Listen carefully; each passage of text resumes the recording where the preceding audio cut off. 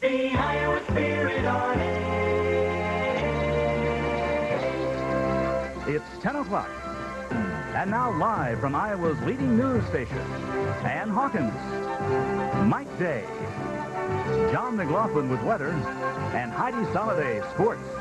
This is TV8 News, live at 10. Good evening, everyone. Thanks for joining us. Todd Magel sitting in tonight for Mike. Coast Guard officials in Florida say they've called off the search for that boat missing with a former Des Moines man and his son aboard. 36-year-old James Melmans and his 12-year-old son Jamie left on the boat for a day of fishing on Sunday. The boat never returned. TV's Chris Lidstead reports Iowa relatives of the missing pair are on their way to Florida tonight. See all these movies like James Melman's stepsister can do little but wait by her Des Moines phone and hope.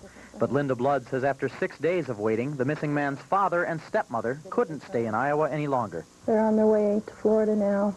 They left Shaler, Iowa this morning to drive down, hoping to hear some news that they found him. Last we heard there was a distress signal being made, and they're hoping that they'd found the ship.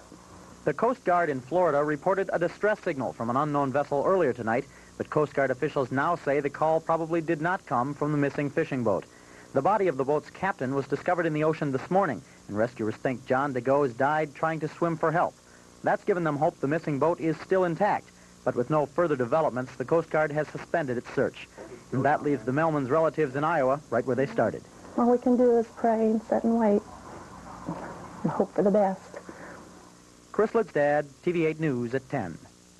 Coast Guard officials report a floundering Venezuelan freighter apparently made that distress call they heard earlier this evening. The freighter's crew is awaiting help from the Coast Guard at this hour.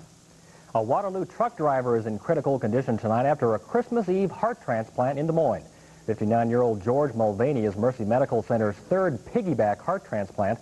That means Mulvaney still has his own heart in addition to a donor heart. Doctors say Mulvaney needs both because he's had a lot of problems with blood flow through the lungs. The Waterloo man is Mercy's 20th heart transplant patient. Central Iowa retailers braced themselves for lots of returns on this day after Christmas, and it appears shoppers didn't let them down. Mall parking lots were packed with cars of gift lovers and getters. Inside, store clerks and customers dealt with the traditional long lines of returns, exchanges, even some purchases. Just about everything everywhere was on sale, and that contributed to the post-holiday headaches. Still, retailers welcome this annual ritual, saying they like customers in their stores.